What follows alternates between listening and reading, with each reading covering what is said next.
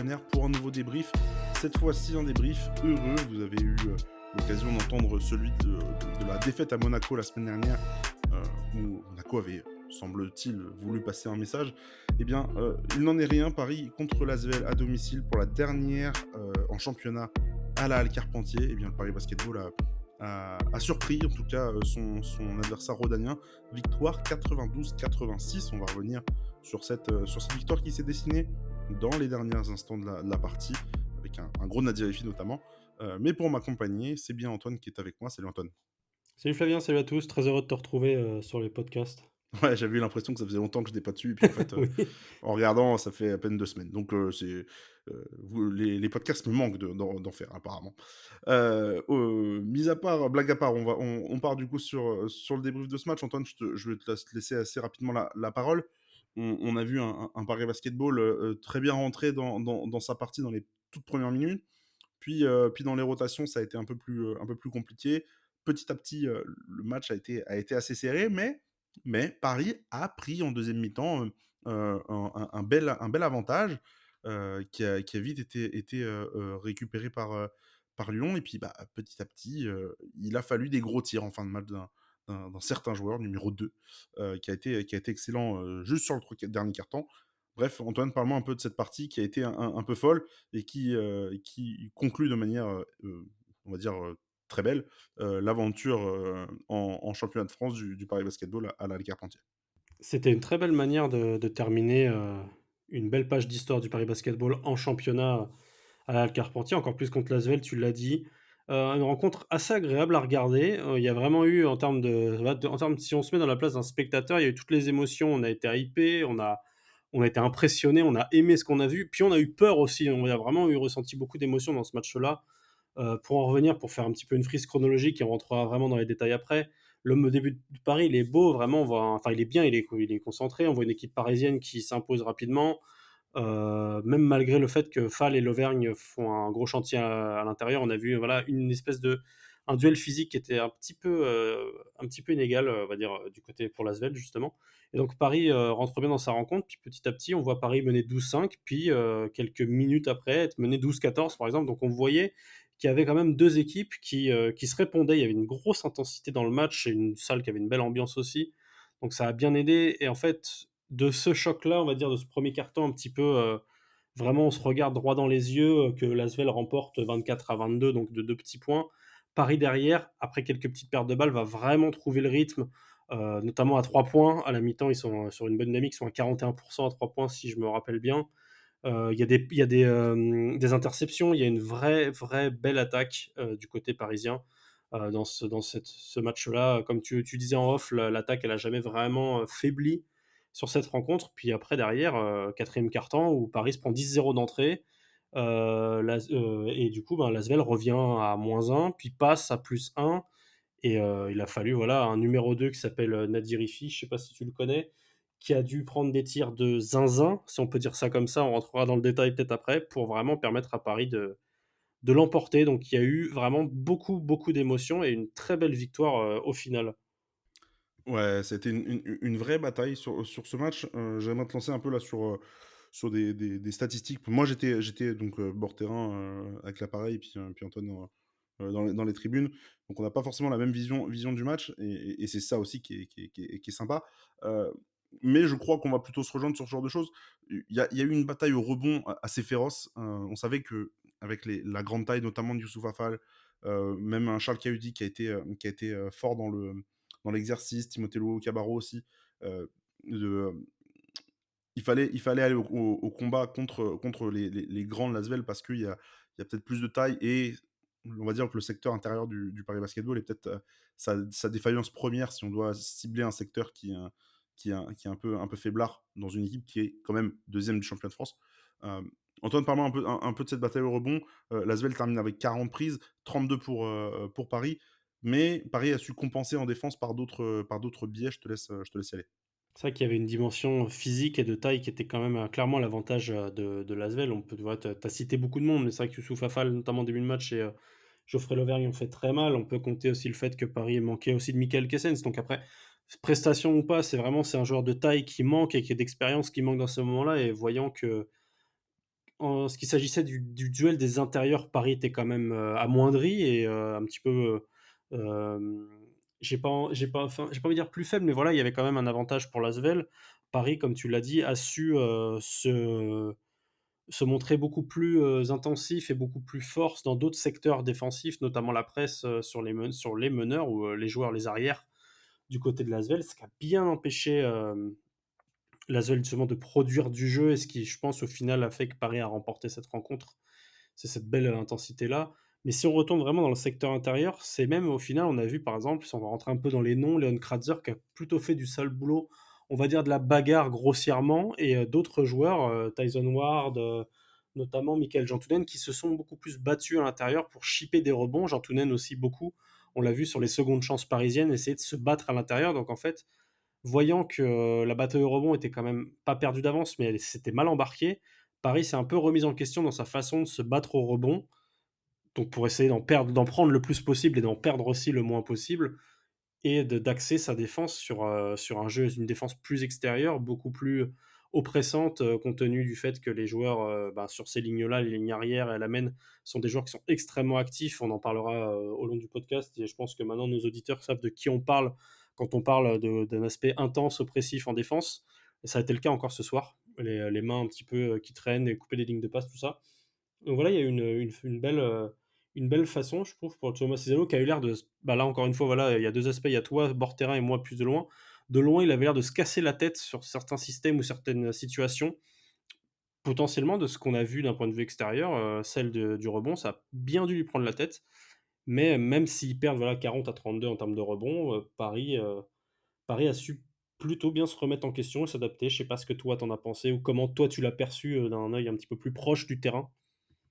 Ouais, ouais, bah, sur le rebond, en fait, assez évidemment, je trouvais que et même dans le match, ça tout le monde l'a vu, je pense, que l'Asvel avait un avantage certain et qu'un un tir raté, d'un côté ou de l'autre pouvait tomber plus facilement dans les mains des hommes de Pozzecco que de ceux de Thomas Izzalo. Heu, mais Paris a par contre été, et je pense que c'est là que moi ça se joue le plus, c'est, ta capacité à prendre soin de la balle. Tu ne perds que 8 ballons sur le match. Tu provoques 10 interceptions. En face, ils ont perdu 18 ballons et provoquent seulement trois interceptions. Donc pour moi, ça s'est joué là, c'est que tu as été capable d'adapter ta défense, suffisamment bien pour les embêter, techniquement, provoquer des pertes de balles, aller sur de l'interception et avoir pas mal de paniers faciles ou alors on va dire, bah, tu pars en contre-attaque, lancer franc parce qu'il va y avoir une faute sur le tir. Oui, c'est vrai. Pour moi, ça joue beaucoup là-dessus et tu regardes un peu les plus-minus des titulaires de Paris, il y a pour moi un vrai point, c'est, TJ Shorts +21, Tyson Ward +13 aussi pour Banjassi, +21 pour Leon Kratzer, 0 pour Malcolm. Donc en fait, aucun titulaire n'a été négatif dans cette rencontre et même un TJ Short, moi que d'en bas, je trouvais, rayonnant, même si c'est pas forcément lui qui a fini avec la meilleure évaluation, mais rayonnant de par sa justesse dans le jeu. Bah, il finit à +21 de plus-malus, ça m'a pas du tout choqué. Je trouvais justement que à partir du moment où il était pas sur le terrain, l'attaque parisienne avait des baisses de niveau, globaux. J'ai pas trouvé, le match de Medine Ngoma, suffisant. J'ai pas trouvé les, 3 premiers quart-temps de Nadir Hifzi suffisants. Par contre, bah, lui, quand il y avait le chef d'orchestre qui était présent avec le ballon dans les mains, bah, tu voyais tout de suite, la différence en attaque et ils avaient pas forcément en défense, il était pas forcément très bien ciblé par l'Asvel ou en tout cas, l'Asvel n'arrivait pas à profiter bah, sa petite taille pour essayer de lui marquer sur la tête. Donc j'ai trouvé, moi, c'est justement son impact, moi, qui m'a le plus, surpris que ce soit défensivement, mais surtout offensivement où il a été, vraiment, d'une main de maître, le chef d'orchestre, magnifique du Paris Basketball. Une petite stat juste, Flavien, juste pour appuyer ce que tu dis sur, les interceptions et voilà, avoir des paniers faciles. Tous les joueurs, je regarde ça, je découvre ça pour certains joueurs, tous les joueurs du poste 1, 2 et 3, donc ce qu'on peut appeler vulgairement les petits, y compris Justin Simon qui a joué 5 minutes et Mehdi Nguama qui a joué 10 minutes, prestation un peu compliquée, ont au moins pris une interception. C'est-à-dire qu'il y a tous les joueurs que 1, 2 postes 1, 2 et 3 qui ont joué cette rencontre ont pris au moins une interception. TJ Shorts en a pris 3, les autres en ont au moins pris une. Ah mais tu vois la différence de tout le monde a été impliqué défensivement et ça s'est vu. Est-ce que tu as un point sur lequel tu veux revenir? Peut-être un peu la rotation, il y a eu peut-être des choses qui ont été un peu spéciales. Alors si on revient un peu sur tout, alors Colin Malcolm, après sa chute, là en milieu de semaine à Vilnius, était bien de retour. On a vu, que Michael Kessens s'échauffer, mais pas rentrer en jeu et pas être en tenue. Pareil pour Enzo Charvin qui était pas en tenue. Par contre, il y en a un qui est rentré en jeu en milieu de semaine avec Paris, c'était Mohamed Diawara qui a fait une entrée fracassante, en Eurocup et puis là, tout de suite, au bout de 2 minutes de jeu, qu'est-ce qu'on voit? Mohamed Diawara sur le terrain. Antoine, je te laisse peut-être en parler parce que c'est un phénomène un peu spécial. Je pense qu'on a tous été surpris déjà de le voir rentrer au bout de 2 minutes. Il est ressorti, peut-être 2 minutes, 2 minutes 30 plus tard. Pour le revoir rentrer, on était à 5 minutes de match, quoi, seulement. Oui, oui, c'est absolument. Il est rentré très, très vite. C'est surprenant, tu fais bien de citer, sa belle rentrée, notamment en Eurocup, contre, Vilnius, cette semaine et très vite, on l'a vu rentrer dans un rôle même de passer devant Jean Tounен, en fait, dans une rotation logique. Quand tu suis les matchs de Thiauma Cizalo et du Paris Basketball, tu te dis: le temps de minutes sont passés, 2 minutes 15, 30, 3 minutes grand max. Il va y avoir une énorme rotation côté Paris, ça on commence à y être pardon, habitué, et ça a été le cas. Et on va voir Jean Tounen rentrer dans la rencontre, puisqu'il est plus dans le 5, c'est Banjassi qui a repris le poste. Et en fait, on voit Mohamed Diawara arriver, comme tu as dit, il rentre, il ressort, il joue au final dans le premier carton, pardon, il joue 4 minutes 23, donc ce qui est quand même, je les ai bien notés. Ou alors peut-être qu'après il a grappillé quelques secondes avant que je renote, mais il joue au moins 4 minutes dans ce premier quart-temps pour au final une rencontre qui avoisine, attendez que je me perde dans les noms, il est là 7 minutes, il a joué 7 minutes dans la rencontre. Donc son apport, c'est l'apport d'un jeune dans une rencontre très disputée. On peut le voir aussi du côté de l'Asvel avec d'autres jeunes qui ont eu des prestations pareilles. Mais c'est vrai que ça a été un choix dans les rotations qui a marqué beaucoup de monde, quoi. Je pense pas dire de bêtises. C'est vrai qu'on n'était pas habitué. Au début de saison, il grappillait des minutes en fin de match. Et là depuis sa belle prestation cette semaine contre les Wolves, il a pu engranger encore quelques minutes. Mais aussitôt dans la rencontre, c'est vrai que c'était très surprenant. Après, le contenu de son match en lui-même, c'est un match un petit peu compliqué. Il prend quand même 3 rebonds. Il fait une petite passe. Il arrive à mettre 2 points. C'est des lancers, si je dis pas de bêtises. C'est ça fait plaisir de le voir là, mais c'est surprenant en fait parce qu'on ne sait pas comment l'analyser, sur le long terme, si tu vois ce que je veux dire? Ouais, bah, sur le long terme, après, compliqué. Tu sais pas si c'est une félicitation, de la part de son coach après les minutes qu'il a eu à Vilnius. Il y avait toujours des petites rumeurs de départ à un moment, fut un temps. Est-ce que ça va se finaliser ou pas pour lui? En tout cas, moi j'ai trouvé que son entrée était bonne et j'étais même plutôt surpris du coup de ne pas le revoir en 2 mi-temps parce que sa taille, ses mensurations, son gabarit, Oui, c'est vrai. ont été un atout précieux en tout cas pour Paris, bah, voilà, au moment où, à l'intérieur, il y a de la viande en face, il y a des joueurs qui ont des mains. Geoffrey Lauvergne en première mi-temps est très bien. Tu l'as cité, mais Youssouf Afal fait un début de match, où tu te demandes comment est-ce que tu vas l'arrêter et tu te poses des questions parce que le gars prend des rebonds offensifs de partout et puis, mais il l'utilise trop mal, je pense, Lasvel pour qu'il soit suffisamment dangereux, au point d'en avoir peur parce qu'il lui donne que des ballons à 3 mètres de haut, vas-y attrape et débrouille-toi. C'est pas forcément la meilleure tactique, on va dire, pour que derrière, tu puisses l'utiliser. Alors peut-être que c'est aussi lui qui est pas forcément, le joueur qu'on pense, être. Bref, moi je te propose Antoine qu'on passe sur, l'homme du match, le joueur sur lequel Leq lequel? on voulait faire un focus. L'homme de Alors fin de lequel? match ou l'homme du match?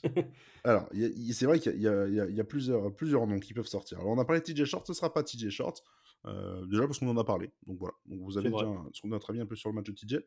Heu, on va peut-être parler de Nadir, si tu veux un petit peu, au pire. Je te lance là-dessus, parce que ce sera pas Nadir non plus le joueur dont on voulait parler, ce sera Tyson Ward. Je te laisse, peut-être Nadir un petit mot, parce que, si on dit que Paris a gagné ce soir, c'est pas forcément que grâce à TJ Shorts, Tyson Ward ou tous les titulaires ou tous ceux qui ont eu une bonne prestation, mais c'est celui qui a été très bien défendu, je trouve, pendant 3 quarts temps et puis, bah, qui a explosé complètement sur le dernier et qui te donne la victoire. Un petit mot là, rapide sur Nadir, c'est ça, c'est un début de rencontre, compliqué, vraiment compliqué. Il a du mal à trouver sa place, il a du mal à trouver ses tirs, il a du mal à remonter les ballons. Parfois, du coup, c'est un peu Colin Malcolm qui s'en est chargé sur certaines possessions, on va dire dans le creux de la rencontre où Paris mène, sans forcément un Nadir Hifik qui brille. Et puis, le quatrième quart-temps ou le début de quatrième quart-temps où Paris commence en fait à chuter. Nadir prend la balle, il y a une frustration, le système marche pas, c'est à l'arrêt. Nadir fait un match compliqué. Et au final, quand l'Asvel est remonté, enfin, est repassé devant, c'est ben, l'attaque a réussi un petit peu à se canaliser, sauf lui, mais c'est pas une reproche quand je dis ce sauf, cette négation-là, c'est qu'en fait, il a réussi à prendre les tirs de, si je dis pas de bêtises notamment, qui à 3 points, qui ont permis à Paris de reprendre l'avantage, de faire exploser la salle et surtout vraiment de mettre un coup de massue à cette équipe de Lasvel qui était en pleine confiance. Physiquement, ça allait bien, le momentum, il était pour eux. Et en fait, Nadirifi, il y a un peu voilà, cette insolence, ce tir plus de la chance et évidemment le talent qui n'est pas du tout à négliger, a permis à Paris de l'emporter. Mais voilà, 16 points pour Nadir en finale dans cette rencontre-là. Mais je ne sais même pas s'il fait des passes décisives au final, j'en ai même pas de souvenir. Non, que je dis si, deux Si, petites il passes fait 2 décisives, passes, il fait 2 deux passes passes D. décisives, pardon. Au final, c'est une fin de match vraiment qui permet à Paris de l'emporter et de calmer vraiment cette équipe Lasvel qui partait vraiment sur un gros rythme.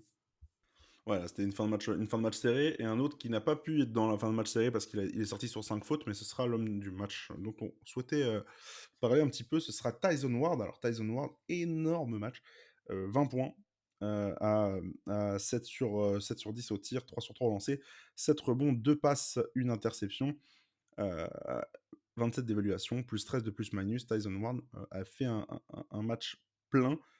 Antoine, qu'est-ce que tu as pensé de son match? Quasiment que du positif, je suppose?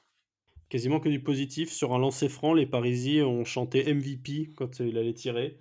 Je suis pas loin d'être d'accord avec eux, du moins sur cette rencontre-là, c'est pour ça qu'on en parle.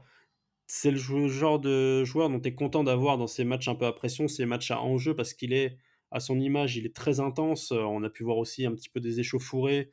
Enfin voilà, un joueur vocal qui n'hésite pas à s'imposer. Par contre, voilà, tout en restant respectueux. Il y a un moment où il fait tomber Paris Lee de manière un peu trop virulente, il s'en excuse, tout ça. Donc il y a vraiment une présence d'un joueur offensivement. Donc voilà, un joueur qui accélère le rythme, qui profite d'un jeu accéléré. T'en parlais tout à l'heure parce que Paris prenait des ballons.